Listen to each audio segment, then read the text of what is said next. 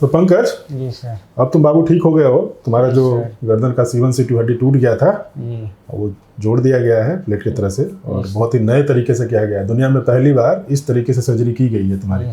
और ये spinal institute जो है जहाँ पे रोबोटिक्स भी आ चुका है, रोबोटिक्स पीछे देता है, तो उसके हेल्प से तुम्हारा पहली बार इस तरह से किया गया सर्जरी में, और तुम बिल्कुल ठीक हो चुके हो। अब बताओ कि तुमको हुआ कैसे था, ताकि लोग जान पाएँ कि इस तरह के सर्जरी में लोग ऑपरेशन कराते नहीं है। तुम भी काफ़ी जगह घूमे हैं, ऑपरेशन कराए नहीं, और ये गंभीर समस्या होती है, ऑपरेशन करने के लिए लोग रेडी नहीं होते हैं। जी सर।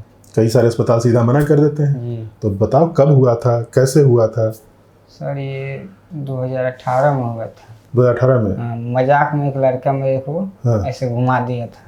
अब देखिए, ये भी समझने की बात है, ऐसे लोगों को ये जानकारी जरूरी है, क्योंकि कई बार जो नाई होते हैं, बार्बर जो बाल काटते हैं, या दोस्त मजाक में जैसे गर्दन घुमा दिया, तो गर्दन की सबसे जो ऊपरी हड्डी होती है C1C2, उसके टूटने का चांस रहता है।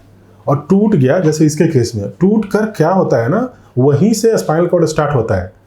ब्रेन से जब निकलता है spinal cord, the spinal cord which starts from brain, it is exactly the point C1C2 जहाँ डिसलोकेशन होता है। तो ये कभी भी मजाक में गर्दन को इस तरह से झटका देना खतरनाक हो सकता है, जानलेवा हो सकता है। आगे क्या हुआ? आगे हुआ ये, उस टाइम तो नहीं बुझाया। मैं रात को सो गया सर। सोया 3 बजे भोर में एक बार दर्द हो गया। दर्द से बहुत ज़्यादा इधर दर्द करने लगा। उसके बाद से मैं परेशान हो गया। तो फिर क्या किया उसके बाद? फिर उसके बाद ऐसे ही दवा लाए, खाए दर्द का, नहीं ठीक हुआ सर। तो डॉक्टर साहब को दिखाए नहीं? डॉक्टर साहब को दिखाए थे सर। तो थोड़ा टाइम लग गया। एक दिन बोला भैया ये एथी हो गया है, इसको मोच आ गया है इसको किसी से। हाँ, तो ये भी चीज़ एक समझने की बात है। पंकज की बातों से समझेंगे आप कि ये जब होता है, जब झटके से कचाक की आवाज़ आती है, तो मरीज को क्या लगता है कि मोच आ गया है। लोग भी यही बोलते हैं, उसी का इलाज चलता रहता है जब तक कि नस में कमजोरी नहीं आने लगती है। तो जब नस में इसको कमजोरी आने लगी होगी, तब तुम गए होगे डॉक्टर के पास। जी सर। हाँ, तो डॉक्टर साहब ने कब बताया तुम्हें कि ये तुम्हारा C1C2 की हड्डी खिसक गई है? 2-3 महीने बाद। 3 महीने बाद पता चला? परेशान हो गया, जैसे अपने पास लोकल डॉक्टर से दिखा रहे थे। हाँ, तो पहली बात तो ये है कि कभी भी इस तरह की हरकत नहीं होनी चाहिए। गर्दन को तेजी से झटका देने का ये कभी भी नहीं होना चाहिए। और अगर हाथ पैर में कमजोरी आ जाए तो उस समय ही समझ लेना चाहिए कि कुछ न कुछ तो मामला गंभीर हो चुका है, और उसके लिए एक्शन जरूरी है। तो उस 3 महीने बाद जब तुमको पता चला कि तुम्हारा ये C1C2 गर्दन की सबसे ऊपरी हड्डी खराब हो गई है, तो तुमने फिर क्या किया उसके लिए? इसके बाद डॉक्टर साहब बोले थे ऑपरेशन करना पड़ेगा। ऑपरेशन करना पड़ेगा? तो फिर मतलब कहाँ गए ऑपरेशन के लिए? वो यहीं पटना में दिखाए थे। तो उन्होंने ऑपरेशन करने के लिए तैयार नहीं हुए? नहीं, तो ऑपरेशन करने के लिए कहाँ गए ऑपरेशन कराने के लिए? फिर गए थे मैं उस टाइम, तो यहाँ नहीं कराया, कुछ नहीं हुआ तो गए PGI चंडीगढ़। नहीं, लखनऊ गए। तो लखनऊ में नहीं किए? लखनऊ में बोले थे ये ऑपरेशन करना होगा, तो फिर नहीं करवाया? तो भैया मेरा बोल दिए ये नहीं होगा, ये और कोई बोला सर सक्सेस नहीं होता है ना। अब ये एक और परेशानी क्या है, एक तो चूंकि C1C2 की सर्जरी बहुत कम ही जगह होती है, इंस्टीट्यूट में होती है, मरीज भी डर जाते हैं और मरीज को लोग डरा भी देते हैं। सक्सेसफुल होता है, सिलेक्टेड जगहों पे होता है, इंस्टीट्यूट में होता है, लेकिन सर्जरी सक्सेसफुल होता है। छोड़ देने से मरीज धीरे धीरे उसका हाथ पैर सूखने लगता है, कमजोरी होने लगता है, और अंत में मरीज बिस्तर पर चला जाता है। तो पंकज के केस में यही हुआ, लोगों ने बताया कि सर्जरी होएगी नहीं। अब नहीं होएगी तो कराया ही नहीं।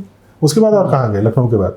उसके बाद सर सब ठीक था। फिर 2 महीना और दिसंबर से मेरे को फिर परेशानी पैर से होने लगा। अभी इधर? हाँ, दिसंबर से। तो फिर और कहाँ गए? कहीं नहीं गए फिर? तो फिर दिल्ली गए एम्स के लिए। तो क्यों? एम्स नहीं दिखा पाए। तो वहाँ क्या बोले फिर? एम्स नहीं दिखा पाए सर। तो क्या हुआ? वहाँ रेफर मांग रहा था ना। हाँ। तो वहाँ वहीं बगल में सफदरजंग अस्पताल है। सफदरजंग में क्या बोले वो?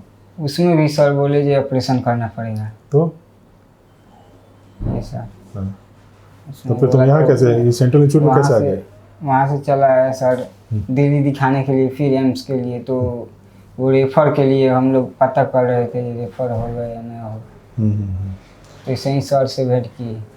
चलो, बहुत अच्छा है तुम आ गए यहाँ पे। और क्योंकि तुम्हारी सर्जरी है ना, नॉर्मली क्या होता है, ऑपरेशन पीछे से किया जाता है। जी सर। नॉर्मली जो जहाँ भी गए वहाँ ऑपरेशन पीछे से ही किया जाता है। जी सर। लेकिन पीछे से क्या करने में समस्या है, क्योंकि तुम्हारा बीमारी पुराना है, 2018 का है, मतलब 5 साल हो गया था। तो ऐसे केस में ना जरूरी होता है कि आप जो आगे हड्डी खिसक गई, जो ये हड्डी खिसक के पीछे नस को दबा दिया, इसको अपनी जगह पे भी लाना पड़ता है।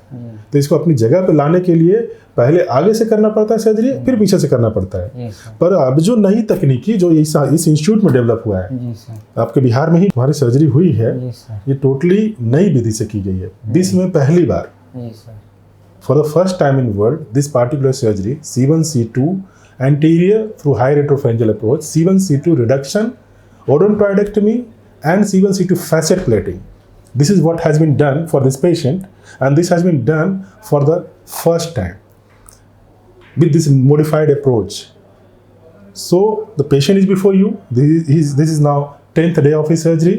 His phonation, his no hoarseness of voice, phonation is perfectly normal. आवाज़ बिल्कुल सही है, खाना भी खा सकते हैं, कोई दिक्कत नहीं है। मतलब जहाँ पे 2 सर्जरी की जरूरत पड़ सकती है, वहाँ एक ही सर्जरी में, एक ही सेटिंग में सारा काम हो गया। ये है नई तकनीक, नई विधि, और पहली बार इस तरह के सीरीज में किया गया है central institute of spine rehabilitation और ऑर्थोपेडिक्स पटना में। पूरी दुनिया में ये सर्जरी पहली बार इस तरीके से परफॉर्म की गई है। सो एक नया अचीवमेंट है। पंकज, तुम्हारी किस्मत भी अच्छी है बाबू कि एक ही सर्जरी में तुम्हारा काम हो गया। ठीक है। अब क्या सावधानी कि अगले 3 महीने तक कॉलर लगाना है, खाना अच्छा खाना है ताकि मजबूती आए, हड्डी जुड़ जाए। ठीक है। और हर महीने एक बार आके दिखाना है। ठीक है। तो मजे में रहो, अब कोई दिक्कत नहीं होगा। पैरों में ताकत तो तुमको भी महसूस हो रहा होगा, बढ़ गया। हाँ चलो, अब चल फिर के दिखा दो। हाँ चल फिर के दिखा दो। ठीक है।